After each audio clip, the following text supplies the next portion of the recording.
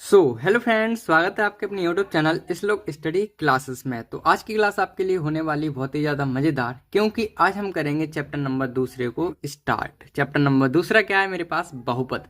अपना चैप्टर है बहुपद, और आज की क्लास में इस बहुपद चैप्टर का पोस्टमार्टम करेंगे, यानी कि इस समझेंगे कि बहुपद क्या होता है, कैसा दिखता है, कैसा होता है, इन सभी के बारे में चर्चा करेंगे। और अगली क्लास में हम इसके संबंधित प्रश्न करेंगे, यानी कि प्रश्नावली करेंगे। ठीक है, तो शुरू करते हैं अपनी इस परिभाषा वाली वीडियो को बिना किसी देरी के। तो सबसे पहले हम समझते हैं कि हमारी बहुपद की परिभाषा होती क्या है। बहुपद की परिभाषा क्या है उसको समझ लेते हैं। ठीक है, तो हम जानते हैं कि ऐसा बीजीय व्यंजक जिसमें चर की घातें शून्य या धनात्मक पूर्णांक हों उसे बहुपद कहते हैं। इसका मतलब ये है कि एक ऐसा बीजीय व्यंजक हो हमारे पास जिसके चर की घातें कैसी हों, चर की घातें कैसी हों, बताओ बेटा। चर की घात शून्य हो और धनात्मक पूर्णांक हो, जैसे कि 0 हो सकती है, 1 हो सकती है, 2 हो सकती है, 3 हो सकती है, 4 हो सकती है। ठीक है, अब इसमें एक शब्द आया कि चर। चर तो आप जानते हो ना किसे कहते हैं? चर और अचर आप जानते हो, अच्छे से समझ लिए भाई। चर और अचर क्या होता है समझ में आगे आना चाहिए ना आपको। तो चर और अचर आपको पता ही होगा कि चर हमारे जो होते हैं वो निश्चित चीजें नहीं होती हैं।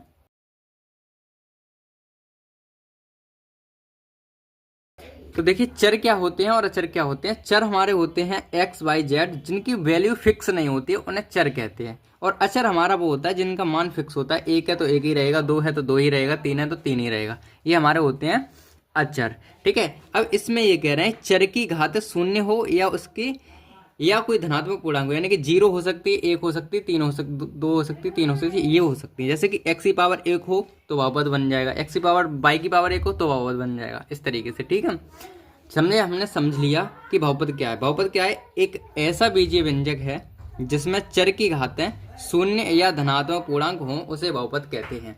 ठीक है, उदाहरण के लिए मैंने क्या किया, उदाहरण के लिए समझ लेते हैं कि उदाहरण क्या है। बहुपद का उदाहरण देखिए, 2x + 3।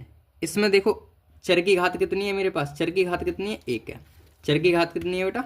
1 है। देखो ध्यान से, इसमें देखो 2x + 3, तो इसमें चर क्या है? 2x। x की घात कितनी है? 1 है। तो चर की घात क्या हो गई? 1 हो गई। तो ये हो गया बहुपद। बहुपद समझ में गया। अब यहाँ पे देखो x² + 5x + 6, तो इसमें क्या हो गया? ये हमारे पास x की घात 2 है, यानी कि इस पूरे बहुपद की घात कितनी हो गई? 2 हो गई। मतलब जो बड़ी घात होगी वही होती है बहुपद की घात। तो कुल मिला के हमें ये समझना है कि अगर चर की घात 2 है, 3 है, 4 है, कुछ भी है, तो वो बहुपद होता है। ऐसे ही ये है 3x³ - 2x² + 7x - 1। ये हमारे पास बहुपद के उदाहरण है। ये हमारे पास कुछ बहुपद के उदाहरण है, इनको कहते हैं। अब जैसे इसमें कहते हैं, इसमें देखो इस पूरे बहुपद की ध्यान से समझो, इस पूरे बहुपद की बात ध्यान से समझनी है बेटा यहाँ पे। ठीक है, इस पूरे बहुपद की बात ध्यान से समझो कि इसमें x की घात जो है चर है, x की घात कितनी है? 1 है। जब x की घात 1 होती है तो उसे कहते हैं रैखिक बहुपद। क्या कहते हैं? रैखिक बहुपद। ठीक है, और अगर x की अधिकतम घात 2 है, जैसे इसमें देखो यहाँ पे 1 है, लेकिन सबसे ज्यादा कितनी है इस लाइन में पूरे में? x की घात 2, तो इसे कहते हैं द्विघात बहुपद। द्विघात बहुपद। अगर सबसे ज्यादा 3 घात है तो उसे कहते हैं त्रिघात बहुपद।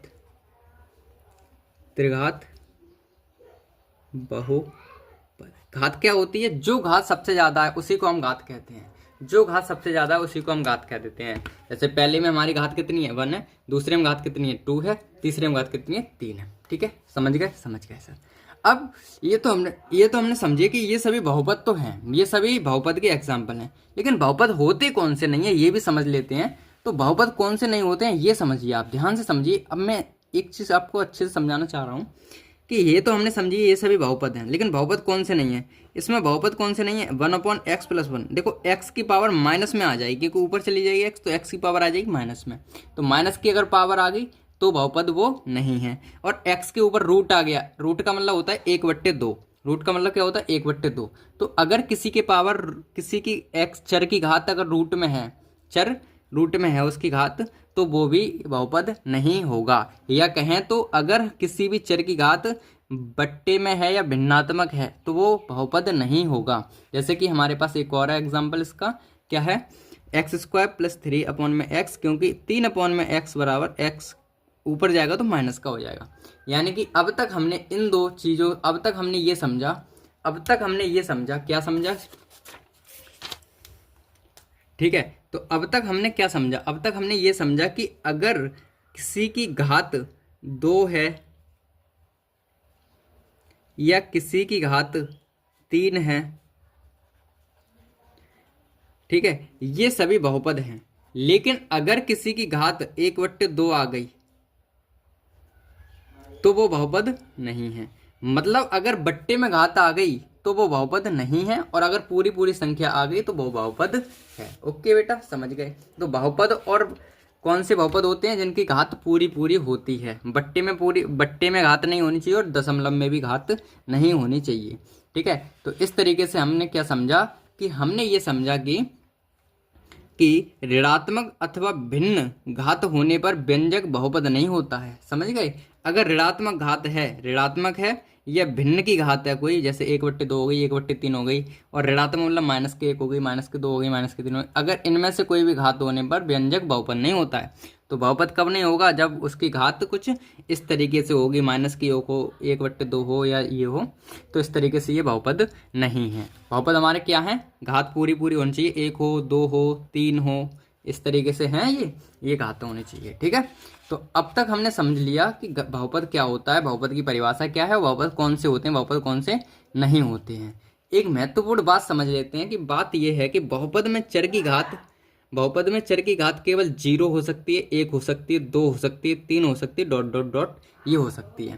लेकिन आपके मन में एक डाउट आया होगा कि सर ऐसा कौन सा बहुपद है जिसमें घात 0 होती है, 0 घात किसकी होती है। तो ध्यान से समझिए कि जैसे हमने लिख दिया 2x की पावर 2x प्लस 2x की पावर 0, तो इसमें x की पावर 0 हो गई ना, तो ये बहुपद है। कैसे है, देखो 2x प्लस 2x की पावर 0, मतलब किसी की पावर 0 होता है उसका 1, तो 2x प्लस के 1, 2 1 2, तो हमारे पास 2x प्लस 2, इसमें भी x की पावर कितनी आ गई, 1 आ गई, तो ये भी बहुपद है। यानी कि x की पावर 0 आए तो उसका 1, y बराबर 0 आए तो 1, यानी कि x की पावर चर की घात 0 भी हो सकती है, तो वो भी बहुपद होगा। अगर किसी की पावर 0 हो तो वो भी बहुपद है।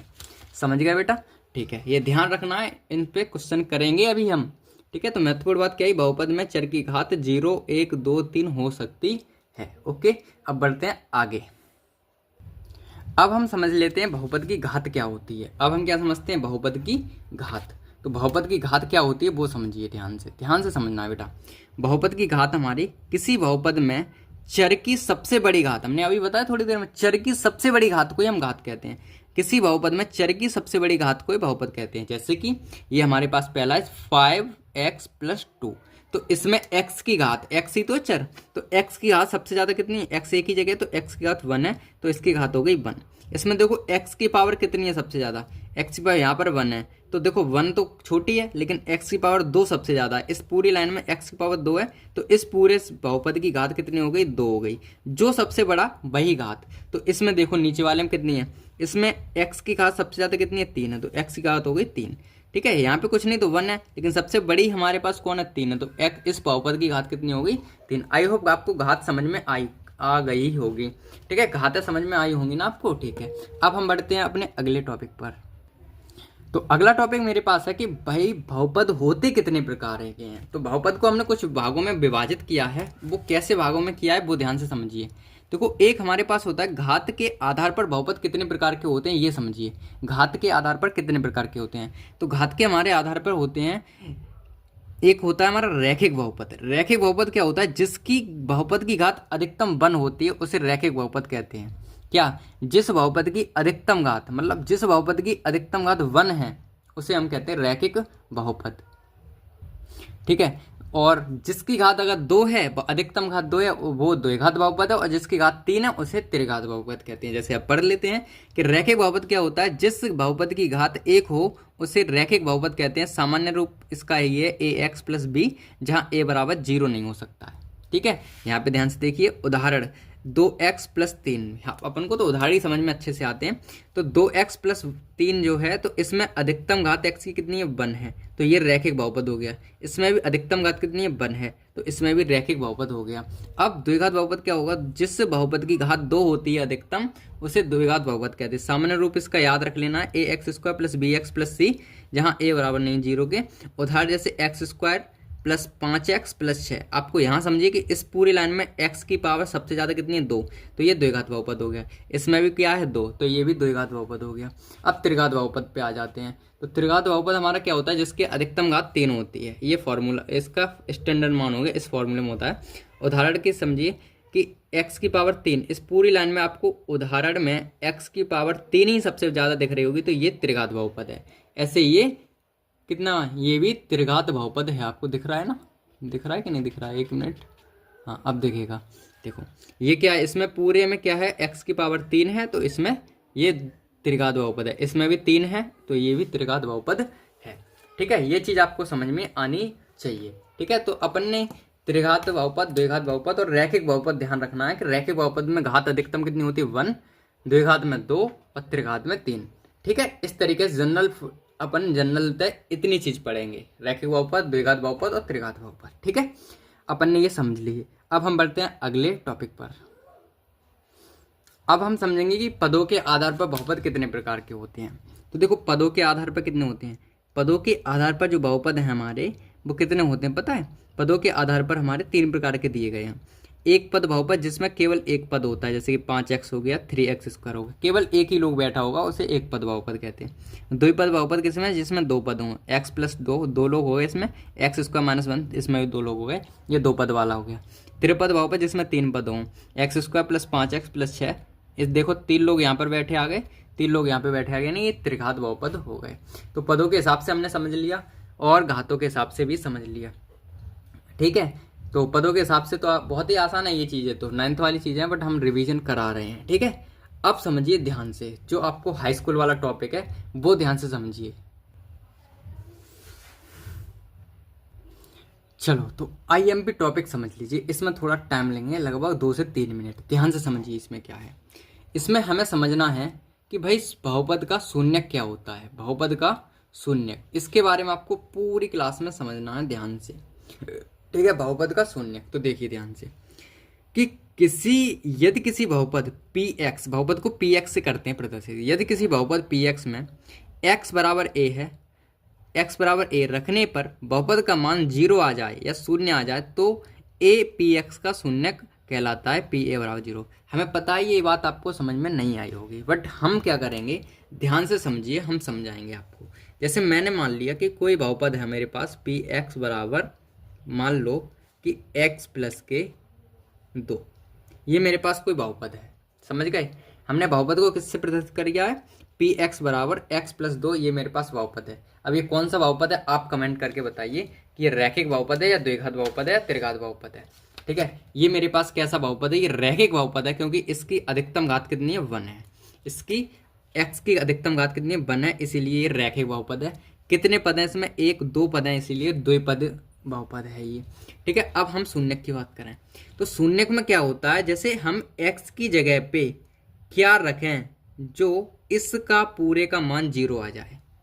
ध्यान से समझिए, हम x की जगह पे ऐसा क्या रखें जो इस पूरे का मान 0 आ जाए। जैसे तो आपने सोच लिया, तुरंत सोचिए कि सर x की जगह पे अगर हम, ये प्लस का 2 है तो माइनस के 2 से घटा दें, यानी कि x की जगह पे हम अगर माइनस के 2 रख दें, x की जगह पे अगर माइनस के 2 रख दें तो हमारा 0 आ जाएगा। ठीक है सर, हमने कहा रख के दिखा दो बेटा, तो हमने यहाँ रखा, यहाँ पे कि p तो है ही मेरे पास, p तो है ही, x की जगह पे क्या रखना है, माइनस के 2 रख दिया, चलो बराबर, x तो है ही, x की जगह पे हमें रखना है माइनस के 2 प्लस के 2। ठीक है, तो इस तरीके से मेरे पास माइनस के 2 प्लस के 2 बन गया 0। तो हमें समझ में आया कि हम इसमें क्या रखें जो माइनस का वो 0 आंसर आ जाए। तो मुझे पता चल गया कि अगर हम इसमें माइनस के 2 रख दें तो 0 आ जाएगा, तो इसी को शून्य कहेंगे। तो इस बहुपद का एक शून्य का आ गया आपके पास माइनस के 2, इस बहुपद का एक शून्य का आ गया माइनस के 2, यानी कि माइनस के 2 जो है वो एक शून्यक है, किसका, इस बहुपद का शून्यक है। ठीक है, क्यों है? क्योंकि इसको रखने से हमें 0 मिल गया, इसको रखने से हमें 0 मिल गया, इस वजह से ये है। ठीक है, ये शून्यक है। अच्छा चलो एक बार और समझा देते, एक एग्जाम्पल और ले लेते हैं। जैसे मैंने कहा आपसे कि मैंने कोई लिया उदाहरण px बराबर, मान के चलो मैंने लिया 2x माइनस के 6, ये मैंने ले लिया, ये मेरे पास बहुपद है कोई 2x माइनस के 6। तो हम x की जगह ऐसा क्या रखें जो 0 आ जाए, जो x की जगह पे जो संख्या 0 देगी रखने पर वही बहुपद होगा। तो मेरे दिमाग में तुरंत आ गया कि सर x की जगह पे आप यहाँ 6 हैं, इसे 6 काटने के लिए यहाँ 3 से गुणा कर देंगे तो 3 रख देंगे x की जगह पे। तो 2 इंटू एक्स की जगह मैंने 3 रख दिया माइनस के 6, यानी कि 6 माइनस के 6 यानी कि 0। तो x की जगह हमने 0 रख दिया, x की जगह हमने 3 रख दिया तो 0 दे दिया। तो ये 3 जो है इसका बहुपद का शून्यक है। तो आई होप आपको समझ में आ गया होगा कि शून्यक क्या होता है। शून्यक क्या होगा? शून्यक को अगर आपने रख दिया किसी बहुपद में x की जगह पे तो वो पूरे का मान 0 कर देगा। समझ में आ गई भाई? अगर उसे सॉल्व किया जाए तो पूरे का मान क्या कर देगा? 0 कर देगा। ये बात आपको एकदम बेहतरीन तरीके से समझ में आ गई। ठीक है, शून्यक का काम है किसी बहुपद का मान 0 करना, आपको याद रखनी है। क्या है बेटा? किसी बहुपद का मान 0 करना, ये शून्यक का काम होता है। अब हम बढ़ेंगे, इसके एग्जाम्पल देख लेते हैं तब कुछ करेंगे। तो एग्जाम्पल देखिए क्या है। एग्जाम्पल देखो, अब मैं आपको पूरा एग्जाम्पल दिखाऊंगा बढ़िया करके, ये यहाँ तक। ठीक है, ध्यान से देखो एग्जाम्पल में, ध्यान से समझने की बात है। इसमें देखो मैं यही सॉल्व कर दूंगा आपके लिए। उदाहरण पहला है px बराबर x माइनस के 4, ये मेरे पास कोई बहुपद है। अब इसमें x बराबर 4 रखने पर हमें पता है 0 मिल जाए, तो p की x की जगह 4 रखती है तो 0 दे दिया। तो अतः 4 जो है x माइनस 4 का एक शून्यक है। यही बात हमने आपको समझाई उधर। ठीक है, तो ये बात आपको याद रखनी है, जहां px बराबर 0 हो वही शून्यक होता है। जहां px का मान 0 आ जाए, मतलब हमने आपको एक ही बात बताई, आपको याद रख लेनी है कि शून्यक का काम क्या है कि बहुपद का मान 0 करना। अगर हम शून्यक का मान किसी बहुपद में रख देते हैं तो उसका मान हो जाता है 0। ओके बेटा, समझ गए होगे। शून्यक आपको अच्छे से समझ में आया होगा, ऐसी हम आशा या अपेक्षा करते हैं आपसे। ठीक है, तो अब हम बढ़े अपने अगले टॉपिक पर। तो अगला टॉपिक मेरे पास है कि रैखिक बहुपद का शून्यक, मतलब कोई हमारे पास रैखिक बहुपद है उसका शून्यक क्या होता है, कैसे निकाला जाता है वो देखिए। तो रैखिक बहुपद का शून्यक, मान लीजिए बहुपद कोई मेरे पास है ax प्लस बी। ठीक है, ax प्लस बी, इसके हमें शून्यक निकालने हैं। क्या निकालने हैं? शून्यक। ठीक है, तो शून्यक निकालने की विधि मेरे पास क्या है कि ax प्लस बी बराबर 0 मान लेते हैं। ax प्लस बी बराबर 0 मान लेते हैं।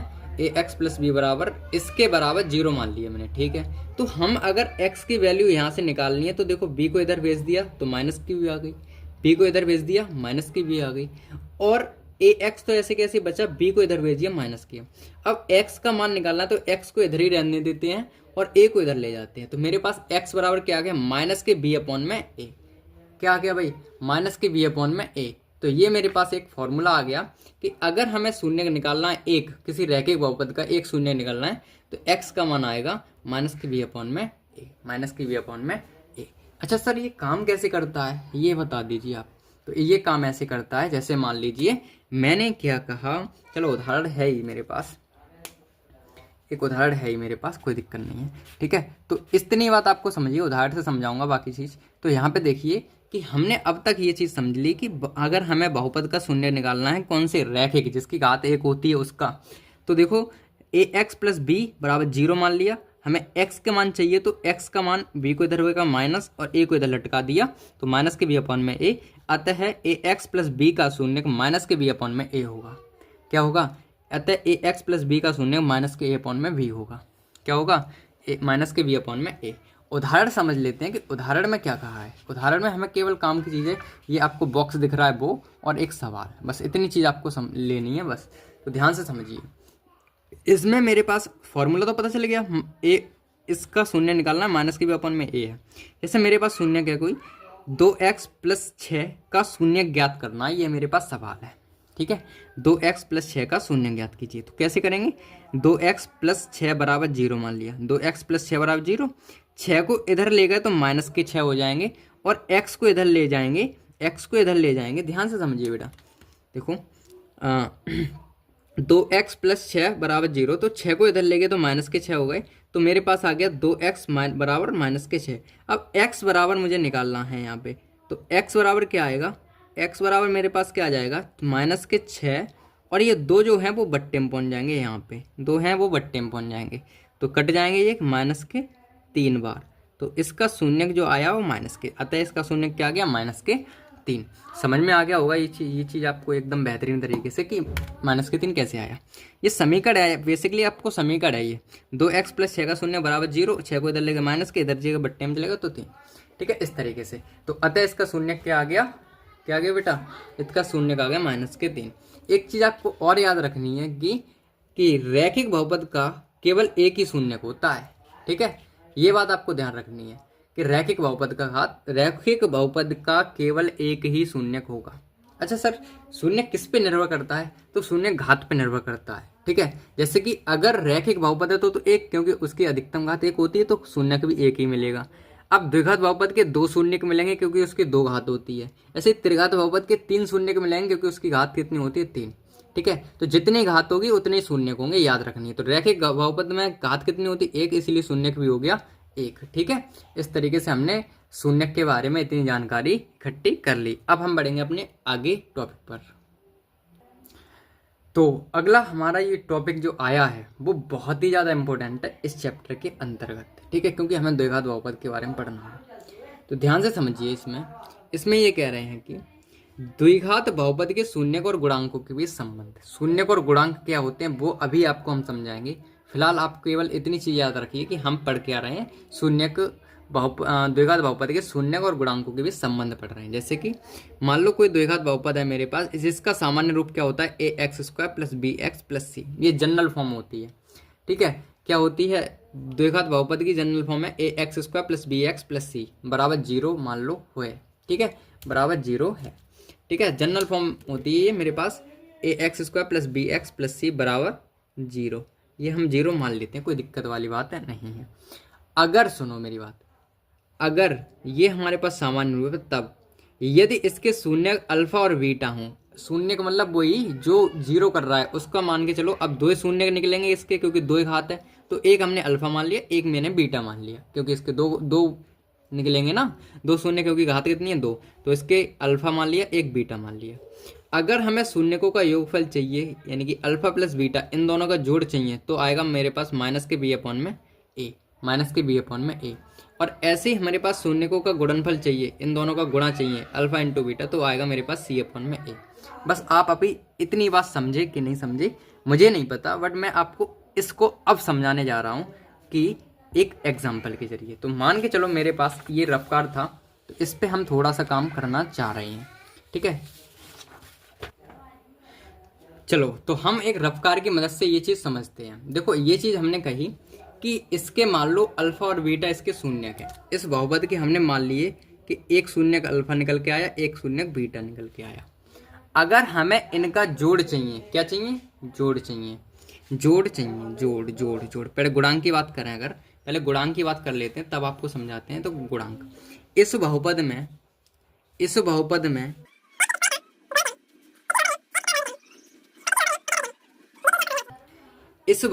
x² का गुणांक क्या है, जो x के पास हो जाएगा उसका x² गुणांक है।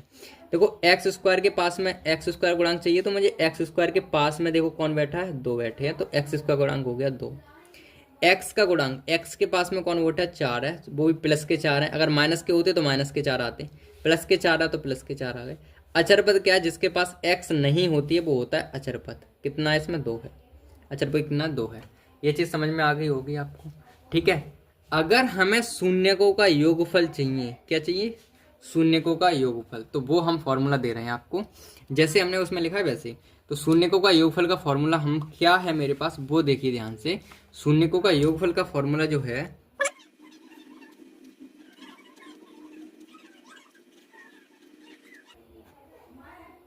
ठीक है, तो शून्यकों का योगफल का फॉर्मूला क्या है, शून्यकों का योगफल बराबर है माइनस के x का गुणांक बट्टे x² का गुणांक, ठीक है। अब ध्यान से समझिए, हमें मान के चलो इसका इसके शून्यकों का योगफल चाहिए। इसके शून्यक हमने क्या माने, अल्फा प्लस बीटा। इसके शून्यक हमने क्या माने, अल्फा प्लस बीटा हमने इसके शून्यक माने। ठीक है, तो इनका योगफल आ गया अल्फा प्लस बीटा। ये क्या आएगा, तो माइनस तो है ही फॉर्मूले में। एक्स का गुणांक क्या है, एक्स के पास में 4 है तो एक्स का गुणांक 4 आ गया। और एक्स स्क्वायर का गुणांक कितना है, एक्स स्क्वायर का गुणांक 2 है। एक्स स्क्वायर का गुणांक 2 है, तो ये कट के कितने आ गए, माइनस के 2।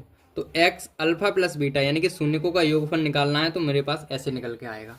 ठीक है, ये आप फॉर्मूला याद कर लीजिए। अब इससे क्या किया है, इसे शॉर्ट फॉर्म में कैसे लिखेंगे पता है, इसकी ही शॉर्ट फॉर्म है मेरे पास, अल्फा प्लस बीटा बराबर, अब देखो ध्यान से समझना इस चीज को, इसी का हमने जनरल फॉर्म बताया तब आपको, A X square plus B X plus C बराबर 0। तो हमने क्या कहा, अल्फा प्लस बीटा मेरे पास शून्यक है ही। ठीक है, अल्फा प्लस बीटा मेरे पास शून्यक है। तो देखो एक्स का गुणांक क्या है इसमें, तो माइनस तो फॉर्मूले में ही है। एक्स का गुणांक क्या है, बी, तो बी, और एक्स स्क्वायर गुणांक क्या है, ए। तो ये हमारे पास आ गया छोटा सा रूप। इतने बड़ी लाइन ना लिख के हम ऐसे लिख सकते हैं, अल्फा प्लस बीटा बराबर माइनस के बी अपॉन में ए।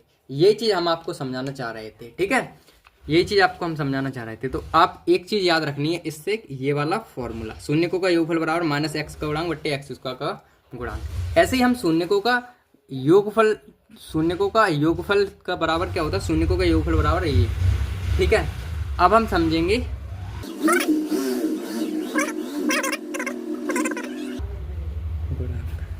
ठीक है, तो मेरे पास शून्यकों का गुणनफल क्या होता है, शून्य गुणनफल होता है अचरपद बट्टे में एक्स स्क्वायर का गुणांक।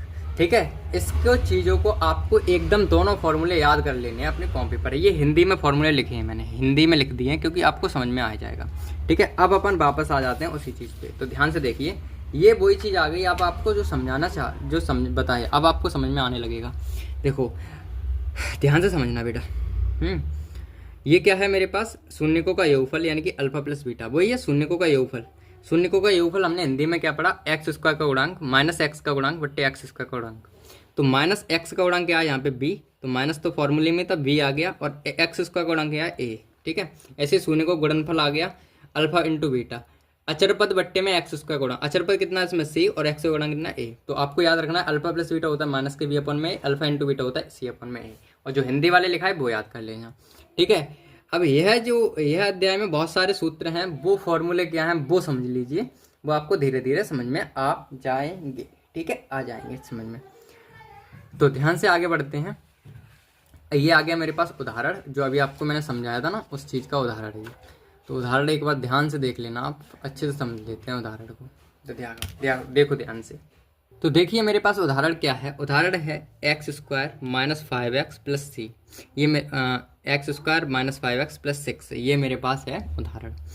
तो इसमें ध्यान देखिए, यहाँ a बराबर क्या है, 1 है। एक्स स्क्वायर के पास कुछ नहीं, तो एक्स स्क्वायर गुणांक 1 है, तो a बराबर आ गया 1, b बराबर माइनस के 5 और c बराबर 6। ये मेरे पास दिया है। शून्यकों का योगफल क्या आ गया, a प्लस बी, हमने फॉर्मूला पढ़ा अल्फा प्लस बीटा बराबर माइनस के बी अपन में a, माइनस तो आगे ये, और एक बी का मान है माइनस के 5, तो बी की जगह माइनस के बाद माइनस में प्लस, तो 5 आ गया इसका अल्फा प्लस बीटा का मान। ऐसे शून्यकों का गुणनफल आ गया अल्फा इंटू बीटा सी अपन में ए बराबर 6 अपन में। सी का मान मेरे पास 6 है और ए का मान 1 है, तो इसका आ गया अल्फा इंटू बीटा आ गया 6। ठीक है, अब ध्यान से समझने वाली बात ये है इसमें कि अब ऐसे दो अंक चाहिए जिनका योग 5 और गुणनफल 6 हो। तो वे अंक क्या हैं, 2 और 3 है। 2 और 3, इनका गुणनफल तो 6 आ गया और इनका योग क्या आ गया, 5। तो ये दोनों क्या हैं, इसके शून्यक हो गए भाई। ठीक है, इन दोनों की मदद से मैंने निकाल लिया ये। अब देखो ऐसी संख्या हमने दिमाग में लाई कि हमें अल्फा प्लस बीटा का मान 5 आ गया, अल्फा इंटू बीटा का मान 6, यानी कि शून्यकों का योगफल आ गया 5 और शून्य गुणनफल आ गया 6। ठीक है, तो अब ऐसी अपनी संख्या दिमाग में आनी चाहिए कि जिसमें योगफल तो 5 आ जाए लेकिन गुणनफल 6 आने चाहिए। 2 3 6 होते हैं और योगफल 5 होता है, तो इसीलिए ये जो है 2 और 3 इसके शून्यक हैं। ठीक है, एक चीज़ और समझिए, इसको जो सारांश यानी कि इस पूरे में फॉर्मूला मैंने क्या पढ़ा है, शून्यकों का योगफल ये रहे अल्फा प्लस बीटा माइनस के बी अपन में ए, और शून्य को गुणनफल ये हो रहा अल्फा इंटू बीटा बराबर सी अपन में ए। और एक चीज़ आपको याद, जे और फॉर्मूले लिख लेने हैं आपको, सेम फॉर्मूले वही हैं, बस मैंने हिंदी वर्जन लिख दिया है इनका, ये और ये आपको नोट डाउन कर लेने हैं। ठीक है, तो अब हम बढ़ेंगे अपने अगले टॉपिक पर।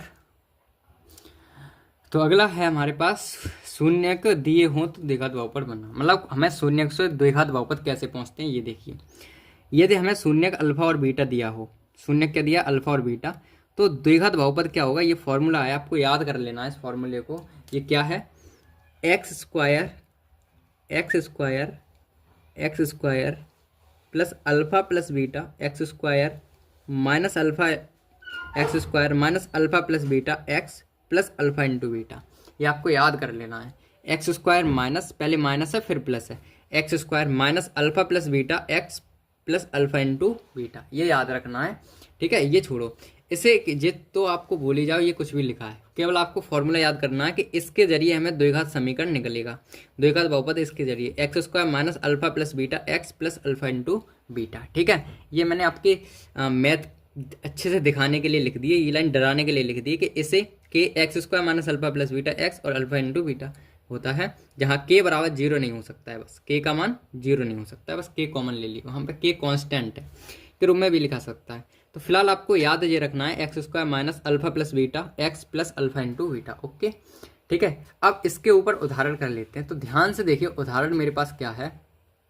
जैसे कि सुनो, मेरे फॉर्मूले में क्या है, अल्फा प्लस बीटा और अल्फा इंटू बीटा, यानी कि शून्यकों का योगफल और शून्यकों का गुणनफल, यही तो है।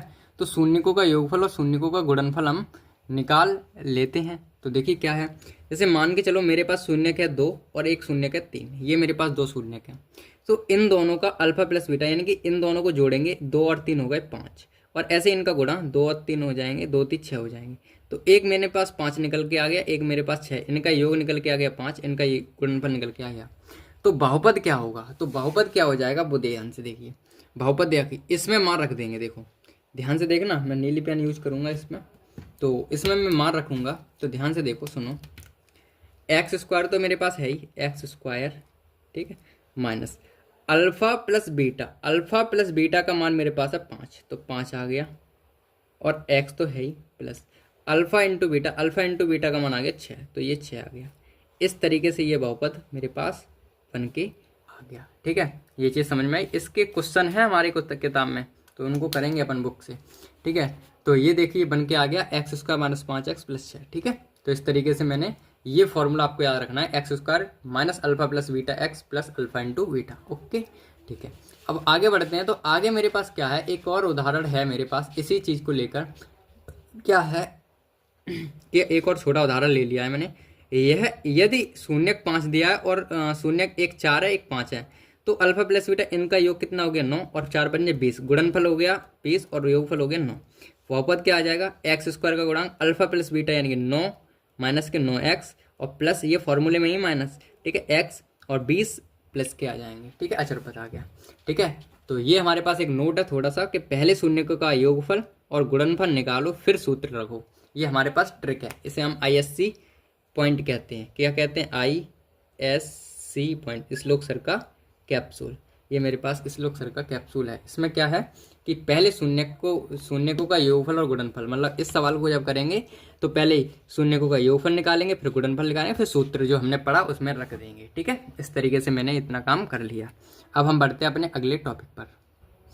चलो, तो ठीक है, अपन अब तक हमने जो कुछ पढ़ा वो पढ़ा द्विघात बहुपद के बारे में। द्विघात बहुपद के फॉर्मूले वगैरह हमने समझ लिए और आपने नोट डाउन कर लिए होंगे ध्यान से। ठीक है, आपने अच्छे से नोट डाउन कर लिए होंगे।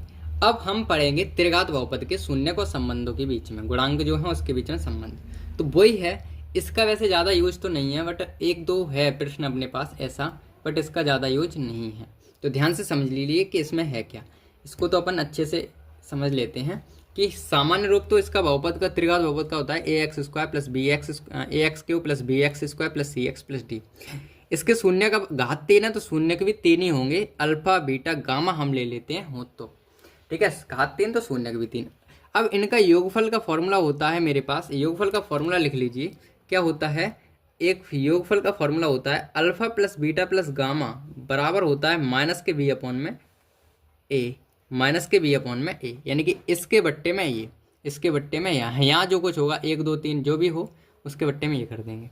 ठीक है, ऐसे ही दो दो करके इनके गुणनफल, जैसे पहले अल्फा बीटा गुणन करें गुणनफल, फिर बीटा गामा का, फिर गामा अल्फा का, और इन तीनों को गुणा करके जोड़ दें, जैसे alpha beta beta gamma plus इनका जो योगफल होता है वो मेरे पास आएगा C अपॉन में ए। मेरे पास क्या आएगा, C अपॉन में ए। ये फॉर्मूला याद कर लेना एक। एक तीनों का शून्य गुणनफल, इन तीनों का गुणनफल मेरे पास क्या आता है, माइनस के डी अपॉन में ए। बस बात रखने की यहाँ पे याद ये है कि पहले दो फॉर्मूले में माइनस है, दूसरे में माइनस नहीं है, ठीक है, माइनस नहीं है। बस अब देखो याद करने का तरीका मेरे पास क्या है, ध्यान से समझो। पहले फॉर्मूले में क्या करना है, ध्यान से समझना आप। पहले फॉर्मूले में माइनस के वी अपॉन में है, तो देखो पीछे से आगे चल रहे हैं, तो पहला दूसरा माइनस के वी अपॉन में ए, फिर सी अपॉन में ए, फिर डी अपॉन में ए। तो बी अपॉन में ए, फिर सी अपॉन में, फिर डी अपॉन में, बी अपॉन में ए, सी अपॉन में ए, डी अपॉन में ए। ऐसे बी मतलब पहले सब में जो पहले नंबर पे वो बट्टे में जाएगा, तो बी अपॉन में ए, सी अपॉन में ए, डी अपॉन में, तीनों बन गए फॉर्मूले ऐसे। तो alpha plus beta plus gamma बराबर माइनस के वी अपॉन में, alpha into beta, beta into gamma, gamma into alpha बराबर सी अपॉन में, और अल्फा बीटा माइनस के डी अपॉन में। दोनों में माइनस है, बीच वाले माइनस नहीं है। एक उदाहरण तो बनता ही है, उदाहरण कर लेते हैं इसका। तो ध्यान से समझिए उदाहरण क्या है मेरे पास, ठीक है। उदाहरण यहाँ पे देख लेते हैं अपना ध्यान से। तो ये हो गया सही। तो देखो उदाहरण में यहाँ पे दिया है मेरे पास कि x Q minus 6x² plus 11x minus 6, ये मेरे पास कोई बहुपद है। इसमें a बराबर 1 है, b बराबर माइनस के 6, c बराबर 11 है और d बराबर माइनस के 6 है, ठीक है। शून्यकों का योगफल मैंने क्या पढ़ा, शून्यकों का योगफल पढ़ा माइनस के वी अपॉन में ए, माइनस के वी अपॉन में यानी कि माइनस के 6/1, माइनस के 6 और माइनस फॉर्मूले माइनस माइनस प्लस के 6। दो शून्य गुणनफल का योगफल आ गया क्या, सी अपॉन में ए, तो 11 अपॉन में 1 ये हो गया। तीनों योगफल डी अपॉन में ए, तो माइनस माइनस प्लस हो गया 6 हो गया। इस तरीके से ये हो गया। अब इस बहुपद के शून्यक 1 2 3 है, ठीक है। इस बहुपद के शून्यक मैंने माने 1 2 3 है, क्योंकि एक अगर रखें, सुनो ध्यान से, इन तीनों को अगर हम जोड़ेंगे तो 6 आना चाहिए। तो तीनों को जोड़ा तो 6 आ गया, योगफल 6 निकाला था ना मैंने, 6 आना चाहिए, तीनों का योगफल 6 आएगा। अगर हम इन दोनों को आपस में गुणा कर करके जोड़ दें, 2 1 2, इनको नहीं तो 11 आएगा, और अगर हम तीनों का गुणा करें तो 6 आएगा, ठीक है। तो इस तरीके से मेरे पास ये आ गया इनके शून्य, पता चेक कर लिए मैंने कि शून्य हमारे पास 1 2 3 है। इसके जब क्वेश्चन करेंगे तो आपको समझ में आएगा अच्छे से। याद करने वाली चीज़ क्या है हमारे पास, याद करने वाली चीज़ है ये फॉर्मूले मैं दोबारा लिख देता हूँ आपको डब्बे में, तो आपको याद कर लेने हैं कि समीकरण क्या है, याद करने लायक।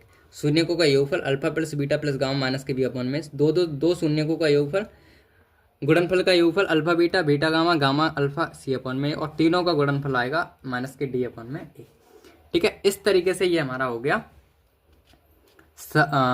जो है त्रिघात बहुपद के बारे में थोड़ी बहुत जानकारी जो थी, ठीक है। ये जो फॉर्मूले आपको याद कर लेने हैं, इस पे कमांड हम बनाएंगे जब हम इसकी एक्सरसाइज करेंगे तब, ठीक है। फिलहाल आप थ्योरी में कॉपी में लिख के ये फॉर्मूले याद कर लीजिए, ठीक है, जो हमने लिख दिए हैं, ठीक है। तो अब हम थोड़ी बहुत जानकारी और ले लेते हैं उसके बाद, तो थोड़ी बहुत जानकारी और ले लेते हैं। क्या है, ग्राफ वाली जानकारी और ले लें। जो ग्राफ के क्वेश्चन भी आते हैं मेरे पास, कुछ महत्वपूर्ण बिंदु और अभ्यास प्रश्न करने के लायक है ये बात, ठीक है। तो ग्राफ से शून्यक समझना, ग्राफ से शून्यक क्या है वो देखो।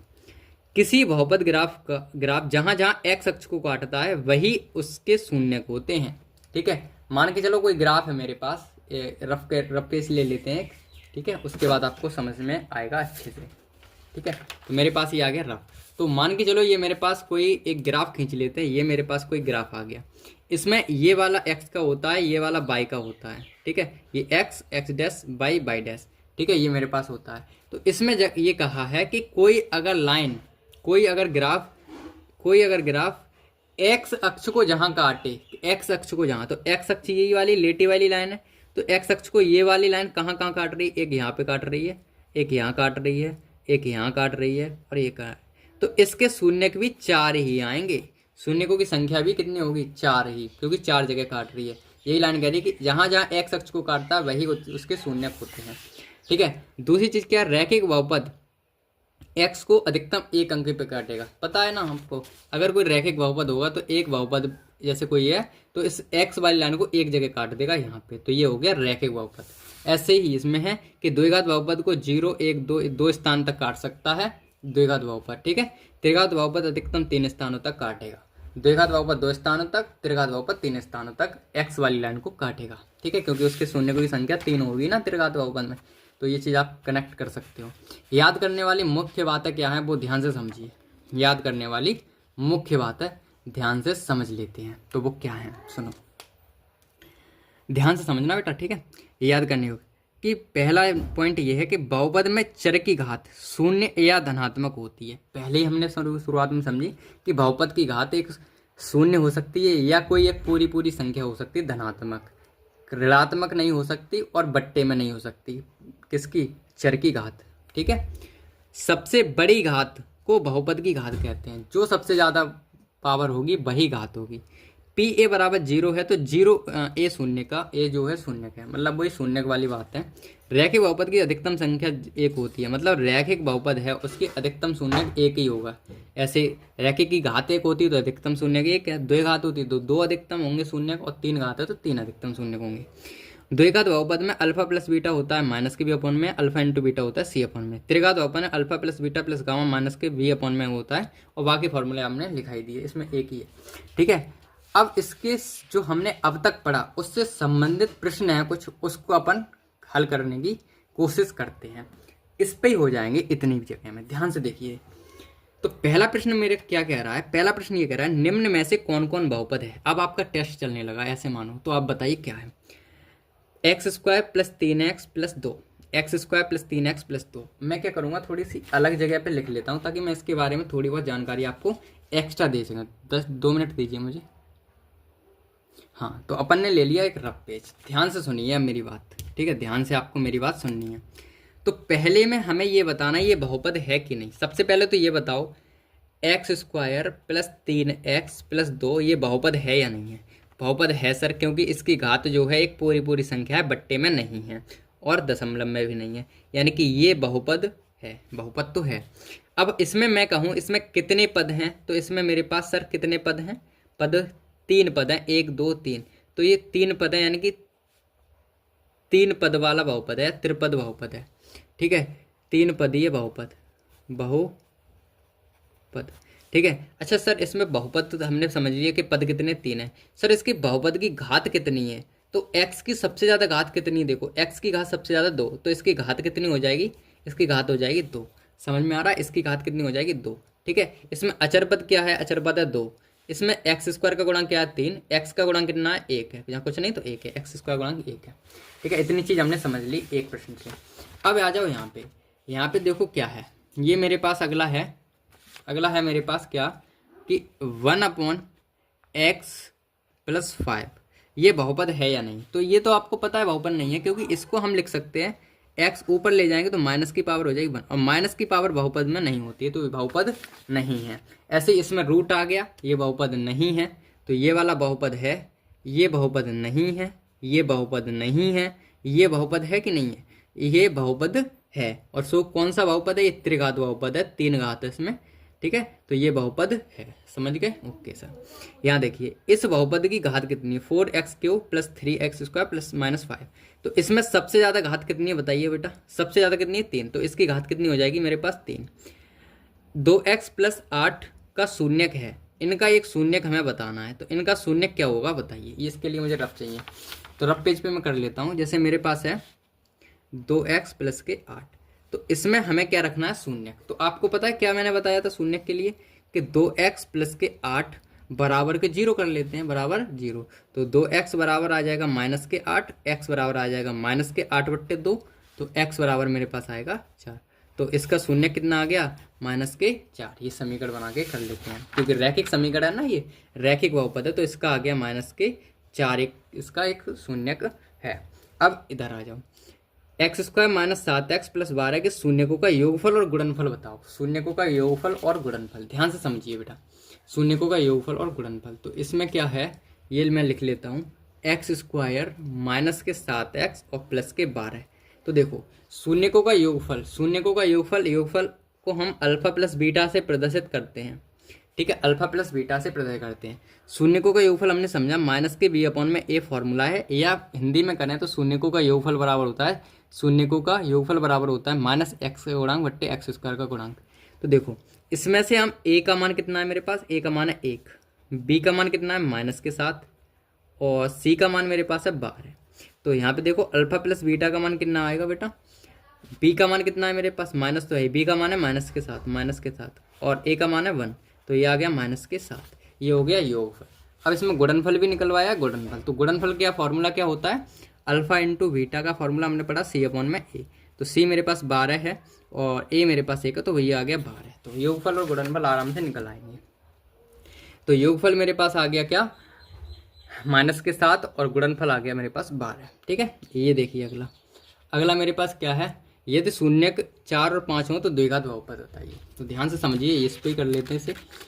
हमें शून्यक दे रखे हैं, तो शून्यक देने का मतलब ये, इनका पहले योगफल निकालो, अल्फा प्लस बीटा। तो 4 और 5 9, और ऐसे ही अल्फा इंटू बीटा निकालो, 4 पंजे 20। ये अपन फॉर्मूले में रख देंगे, कौन से में, वही हमने पढ़ा था, x² minus alpha plus beta x plus alpha into beta. ये हमने फॉर्मूला पढ़ा, इसमें रख देंगे। तो x² minus alpha plus beta का मान 9 आया था, और प्लस अल्फा इंटू बीटा का मान 20 आया था। ये मेरे पास क्या आ गया इसका आंसर। ठीक है, ये मेरे पास क्या इसका आंसर आ गया। तो ये हमारी जो प्रश्नावली थी एकदम बेहतरीन तरीके से, मतलब ये प्रश्नावली नहीं थी, ये हमने जो आज पढ़ा उसके संबंधित क्वेश्चन थे। और ये आप कमेंट करके बता दीजिए कि आपको ये पांचों क्वेश्चन जो हैं आपने खुद से कर पाए या नहीं, और मेरे करने से पहले आपने किए थे या नहीं, या अपने मन ही मन में बता पाए या नहीं। ठीक है, तो आज की क्लास तो हो गई एकदम थ्योरी वाली कंप्लीट, और अब हम कल की क्लास में करेंगे इस चैप्टर की 2.1 थ्योरी, वो 2.1 एक्सरसाइज। ठीक है, तो मिलते हैं अगली क्लास में, तब तक के लिए बाय।